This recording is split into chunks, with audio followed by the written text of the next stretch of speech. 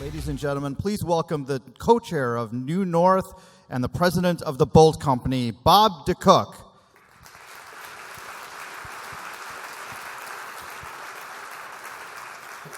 Good morning, everyone.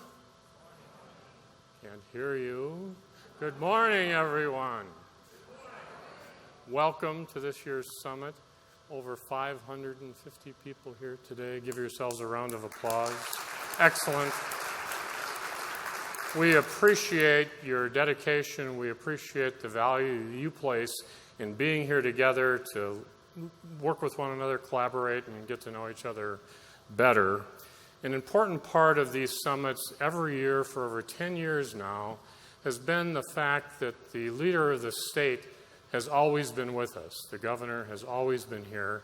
Scott Walker's administration has been no different. Governor Walker has been with us each year that he's been the governor, and he's here again this morning with us for a discussion. Let me introduce Governor Scott Walker.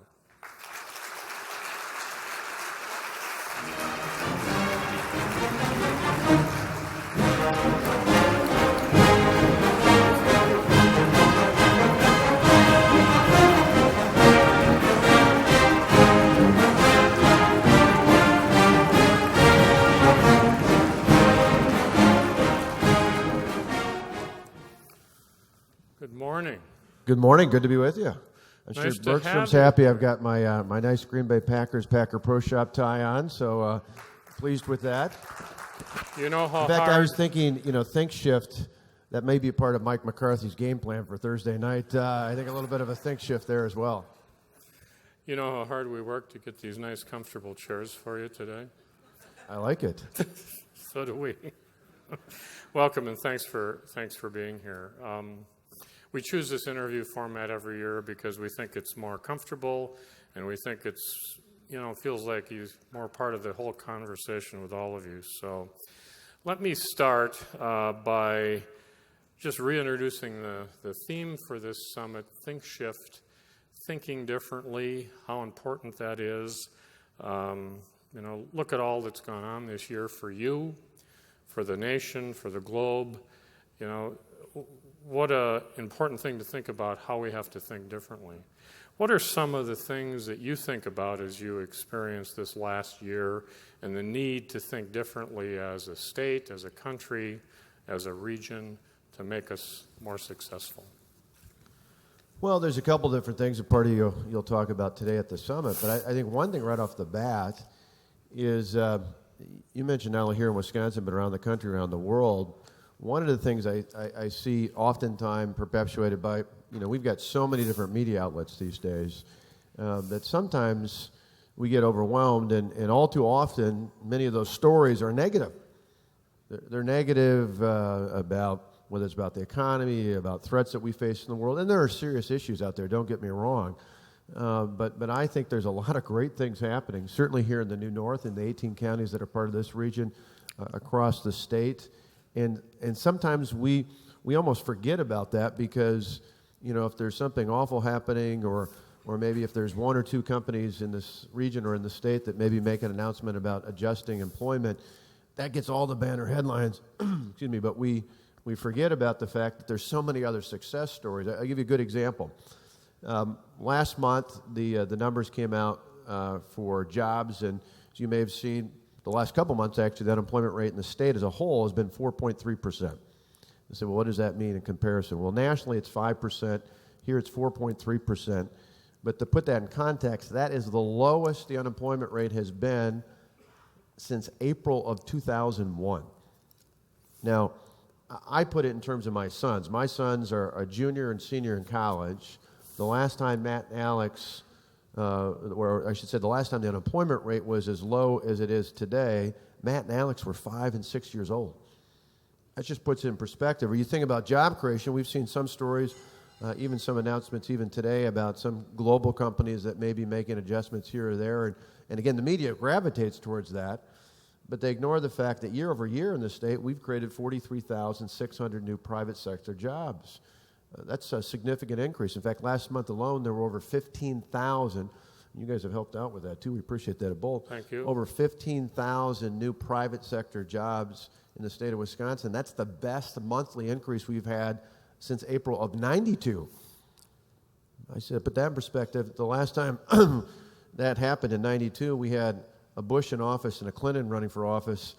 Now we got a Clinton and a Bush, but they're neither of the two that were in office back then. So it's interesting to think about how things have changed and how many good things are happening in the state. When you think about, a think shift, sometimes it starts with just thinking about the positive things that are happening in each of our respective communities, in the 18 counties, certainly this region as a whole and across the state, and saying, not that we should ignore any of the challenges, but how do we build off of our successes instead of what we often get, not here at the New North, but sometimes groups I go to start with all the negatives, and by the time you get into it, you almost feel like you're so overwhelmed, you don't think there's any hope. Conversely, we got a great story to tell. Manufacturing is thriving, healthcare is thriving, IT is thriving in this region. You've got a tremendous supply chain. You've got all sorts of wonderful things. The think shift's got to be to the positive. How do we maximize our strengths here in the New North and across the state? And in turn, by doing that, address some of the real challenges. Great. You talked about statistics. The audience here is about to see a little later in the program the statistics for the New North. 3.5% unemployment in the New North this past year.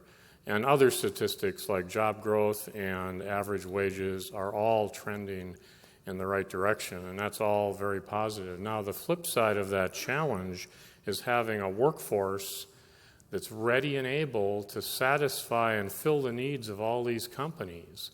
So in the New North, as you know, we've worked very hard to collaborate the businesses with our educational institutions, 2-year colleges, 4-year colleges, public and private, to get the meshing of that right so the right people are being trained to fill the needs of business and keep the talent here. We think we've got a pretty magic solution to that and working on it. IT, engineering, insurance, welders, all the way up and down the job chain. Now, we all know that you face huge budget problems, budget challenges. So I guess the question would be, do you see ways that leadership in the New North could work even more closely with you, your administration, to find the right resources to allow us to continue this collaboration between business and education for the purpose of preparing the young people for jobs, right? Yeah, and you're right. Excuse me, and it's not just young people. I mean, it's the full spectrum. It's one of the challenges as the unemployment rate goes down, which, by the way, not only 3.5% here and the 4.3% I mentioned statewide, but when we mentioned 2 months ago when the state number came out, it was as low as I said. In fact, I think I was up in Green Bay that day. A reporter, to her credit, had been paying attention to what I'd said in the past, not only about the state, but about the nation, because I've said, one of the concerns I have nationally is the unemployment rate's going down, but the labor participation rate, that's the rate at which people are actually in the workforce, is still sadly one of the lowest we've had since the 1970s. And so this reporter said, well, Governor, this is good news, but isn't the same thing true in Wisconsin as it is nationally? I said, no, I'm glad you asked that, because actually in Wisconsin it's much better. Our labor participation rate, the rate in which out of the total population of the state, what's the percentage of people working, and the same thing would be true here in the New North, how many people are working? Well, we have a labor participation rate that's more than 5 points higher than it is nationally. We have one of the highest states in the country. Over 2/3 of the people in our state are actually in the workforce. So when unemployment goes down because our rate is so high in terms of employment, that means that just more people are working. It's a great sign. It's a good indicator whether it's in construction and transportation, whether it's in healthcare, whether it's in IT and manufacturing and insurance and other key industries out there. But the challenge, Bob, you hit the nail on the head. The challenge now as the unemployment rate continues to go down, as more people are working, the challenge is we've got to fill those positions. And whether it's the manufacturer that says, hey, I got 5 welding positions open and I need quality people to fill them, whether it's the insurance company that says I need adjusters or I need accountants or people in finance, whether it's the nursing home facility or assisted living facility that needs certified nursing assistants, or the IT company that needs IT technicians or any of those other diesel mechanics from any of the motor carriers that we have in this region. Those are all incredibly important. Increasingly, we say they're not just workforce or career development issues, they're economic development issues.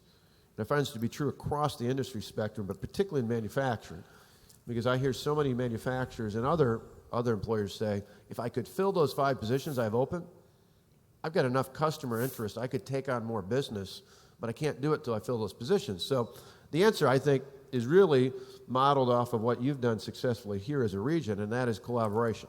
It's a full spectrum.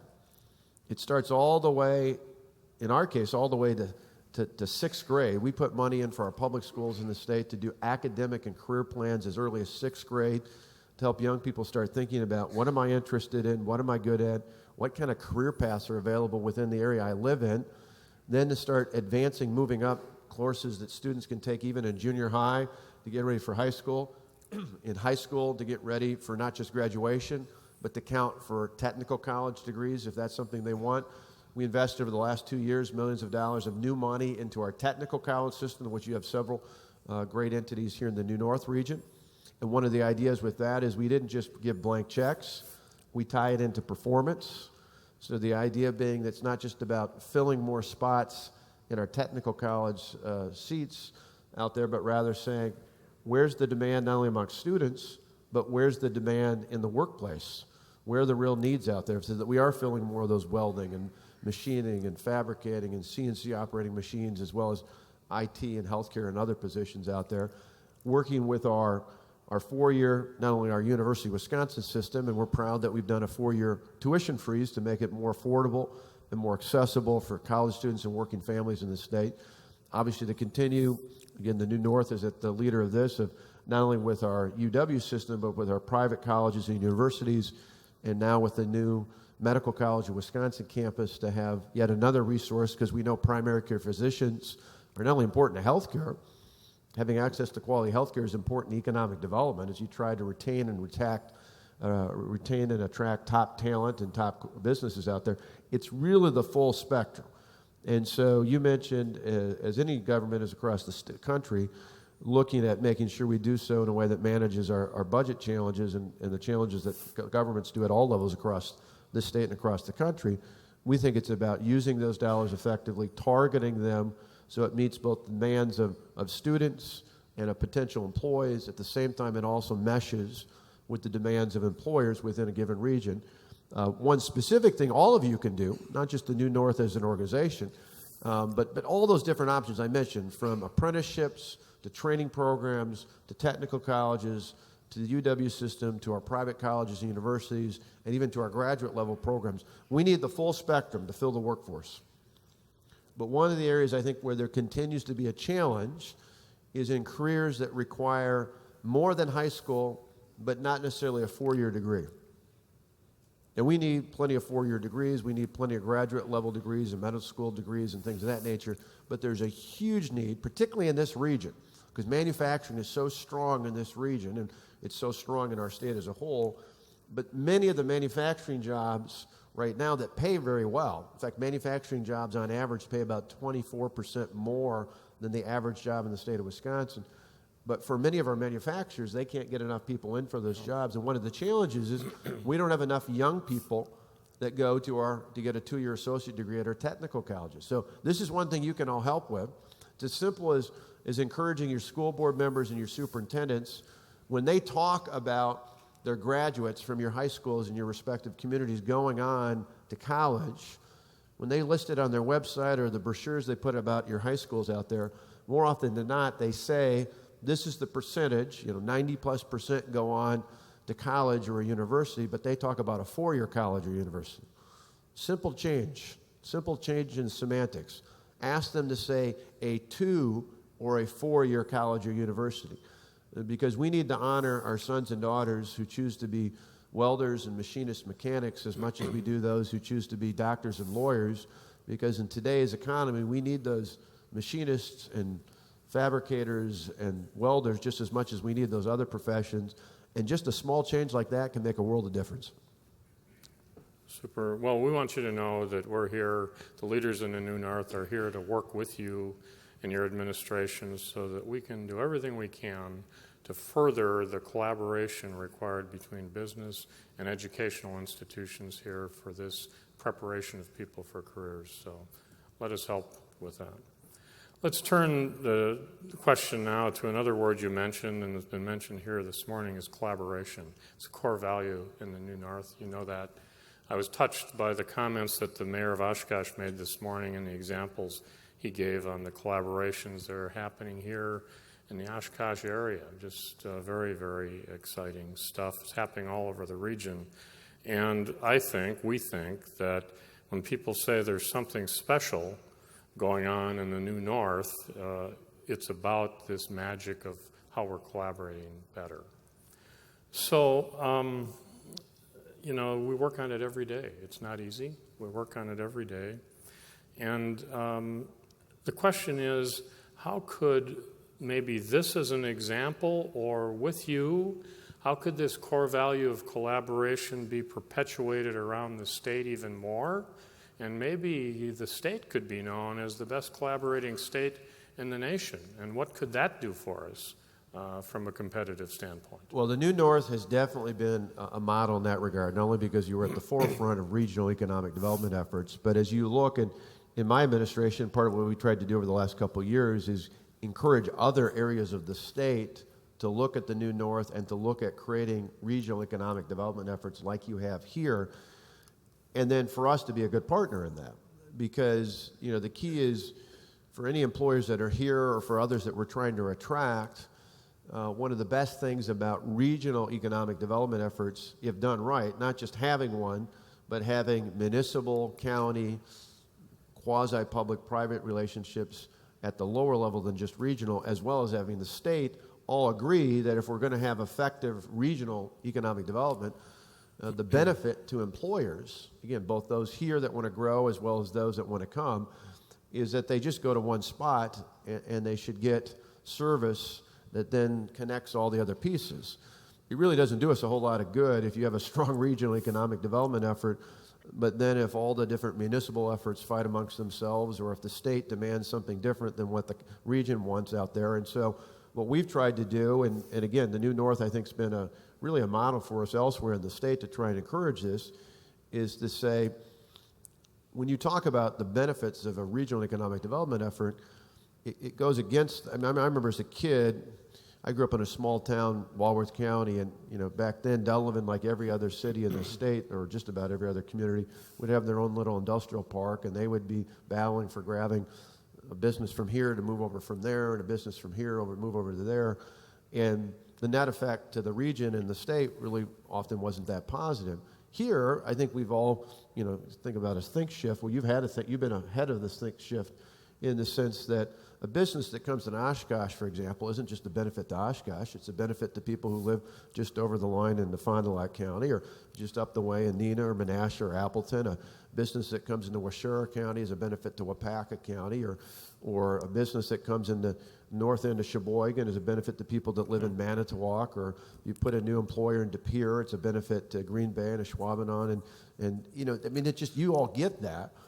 But sometimes in other parts of the state where they haven't had that tradition, it's a little bit harder. And so part of it's reminding folks of that. It's also important that whether it's through the Wisconsin Economic Development Corporation, whether it's through WEDA, the Wisconsin Housing and Economic Development Authority, or any of our other state agencies, that if people come to us, particularly on a global basis, if they come to us, we need to make sure that we work with the region, and in turn the region works with municipal and county efforts. And doing that all together, I think has been, we've seen growth around the states, and I think we're one of the few states in the country that now has just about every part of our state connected with regional economic development efforts. It's so important, but it's important not just to say it, not just to claim it, but to live it, to actually see that happen. And the New North really has been and continues to be one of those models that we keep pointing to other regions in the state to say, you need to do what the New North has done and it continues to do going forward. We appreciate your compliments on that, by the way. It's very good. Change the tide a little bit. There's a lot of terrible terror events happening around the world, and we'd be remiss if we didn't touch on the safety of our people this morning. And in Wisconsin and in New North, I don't think we could hope to have a significant effect on the global issue of terror. But certainly, it's got to be keeping you up at night about what can we do to increase the safety of our people and our communities around the state. Can you share any of your thoughts on that and things you might be considering to address some of this within the state? Well, it's a timely question. Later today, I'll be with Major General Don Dunbar, our Adjutant General of the Wisconsin National Guard, who's also my Homeland Security Advisor. And we'll be renewing our focus and having a press conference in the Capitol about the See Something, Say Something campaign. So that's a good example, again, where something everybody can do, not just the New North as an organization. People often think of Homeland Security issues, and they think of the Department of Defense and the FBI and Homeland Security, and all those are important entities towards keeping us and our families safe. But really, we found over the years one of the most effective tools here and elsewhere around the country are everyday citizens. It's why we call it the See Something, Say Something campaign. If somebody sees something, not just at an airport or a big public event, but anywhere, at the library, at City Hall, at a civic center, anything like that, if someone sees a package, they see something that just seems a little bit out of sorts, what we found in our research across the country is some of the best intel has come from everyday citizens who see something a little bit unusual. And it doesn't require you contacting some national or federal organization. It's literally just as simple as contacting your local law enforcement. And that's where some of the best tips have come over the years. In fact, one in the last couple of years, not here in Wisconsin, but elsewhere, was someone who saw something at a public library and pointed it out, and they were able to avert what could have been a disastrous situation. Those are all things that all of us as citizens, concerned citizens, can be a part of. And the good news is most of us, by and large, have really positive relationships with our local police departments, and it's simple as sometimes just calling up the non-emergency number and saying, I saw something that just seems a little bit out of sorts. Most times it's probably not anything, but it's better for them to check into. So there's simple things like that.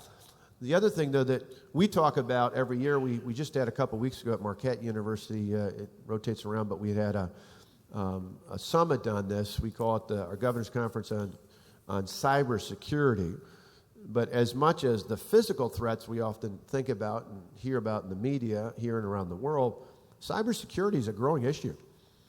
I mean, you saw it earlier this year with all the talk about the attack that allegedly was connected to China on the federal government, and I think it was like 21.5 million individuals saw their personal information compromised because of that cyber attack. But we know over the years, as we've talked about, it's not just threats against governments at all levels, from local to state to federal. Obviously, the private sector, there's been a lot of concerns. And it's one of those issues where if we work together using the same model of collaboration that you have in general with economic development, we don't have to be afraid of it. We just need to be mindful of cybersecurity, whether it's people from within areas nearby us or it's someone somewhere else completely around the world. That's an issue we need to work together on. It's one where we need to break down barriers. Sometimes in the past, the private sector and the public sector, there's been some reluctance. You can do so in a way that still guarantees the safety and security of people's personally identifiable information. And sometimes people are reluctant with that, but we found the real threat are from people from the outside trying to grab information. It's better to work together because we really can protect the privacy of people's personal information and the privacy of individual businesses' information. And those are things we need to work together on. And we're very committed to doing it with the New North as well as individual businesses and organizations within the region. And we're certainly ready to work with you on that. It's very, very important. Maybe one final question, and then we'll wrap up. The Wisconsin Economic Development Corporation has been a great partner of ours, will continue to be a great partner, and we look forward to working with your new CEO, Mark Hogan, in that. Can you give us some ideas of some of the focus for WEDC going forward and how you see this relationship continuing?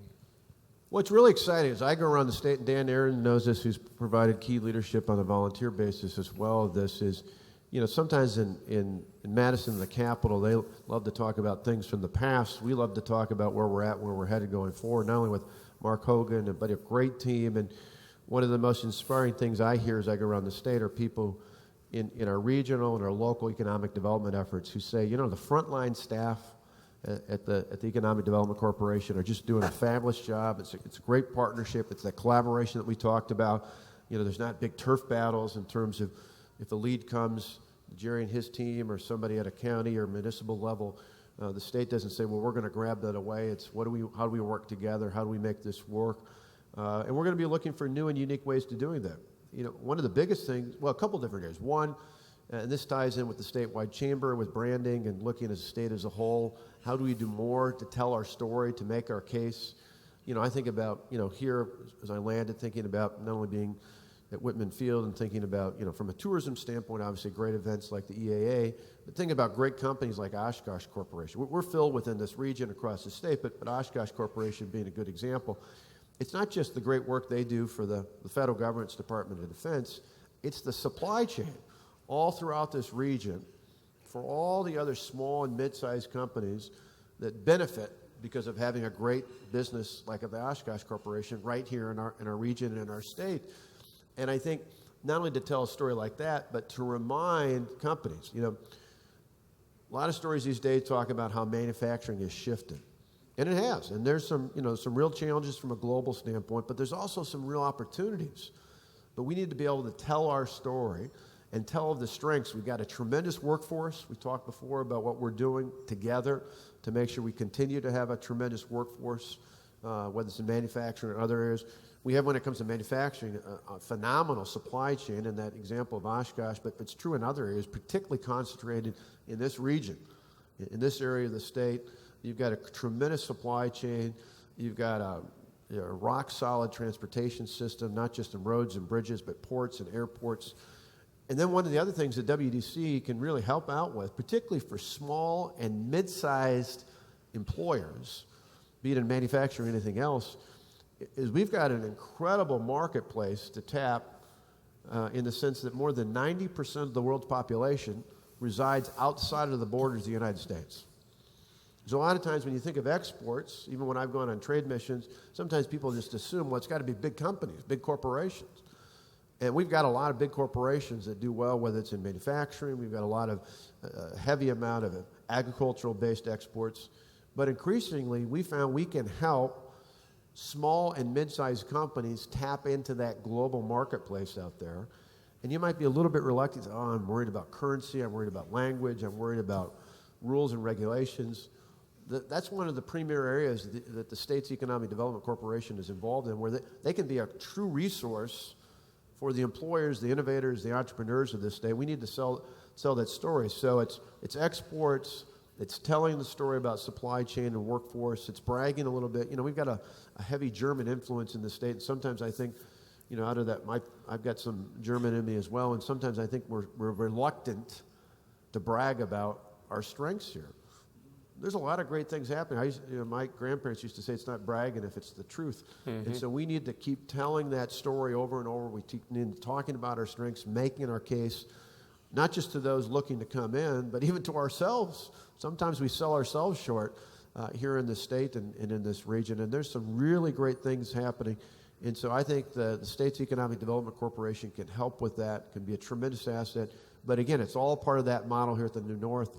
It's done in collaboration. It's not a separate thing. It's saying we're going to do it together with the New North and with the organizations and entities and businesses within this area. So we're pleased to be here. Now, Bob, I got to tell you just one last thing, and I couldn't get away telling this without telling this without this time. But yesterday I was up, the day before I was at Lambeau Field, and we signed, for those of you in Brown County, you'd be happy to know that the sales tax is sunset. The money's going back to the taxpayers of Brown County and each of the municipalities. So it's the most elected officials I've ever seen at an event, because who doesn't want to be in the picture when you get rid of a tax, right? But yesterday I was up in the far northwest in an area that's been looking at modeling with Momentum West and some of the other groups at the New North. But I was in Trago and I was in Clayton, towns probably a lot of folks aren't familiar with, but Clayton's not too far from New Richmond and St. Croix County over there. And I had to laugh because I think about this tie. First time I was in New Richmond as governor, I met a guy who was almost 100 years old, and he told me he was a big supporter of mine, appreciated the work I was doing starting off our term. He said, but Governor, I have to admit, he said, I'm a Vikings fan. And I said, I really don't normally hear that anywhere in the state of Wisconsin. Sometimes there's a few little people along Kenosha near the state line that are Bears fans, if you can believe it. But this was surprising to me. But he's in that media market out of the Twin Cities, over in New Richmond, in that area near Hudson, in that area. And he said, no. He said, Governor, I am really a Vikings fan. He said, I'm such a fan. He said, I've been making my funeral arrangements because I didn't want to be a burden on my family since I'm almost 100. And he said, I'm such a fan that as I was setting together what I was going to have for my funeral, I asked the Minnesota Vikings if they would let some of their players be pallbearers at my funeral. I said, I've never heard of that in my, that's phenomenal. I've never heard of a fan that devoted to his team. He said, yeah, Governor, I wanted the Vikings to let me down one last time. So with a good win on Thursday, we can back in the hunt and take out the Vikings at the end of the season. And I'm optimistic, just like I am for the state of Wisconsin and New North, and I'm feeling good about the Packers getting back on top of the Vikings. So thanks very much. Governor, thanks so much for being here. We appreciate it every year and again this year. Wonderful remarks. We appreciate your support. How about a round of applause for the governor?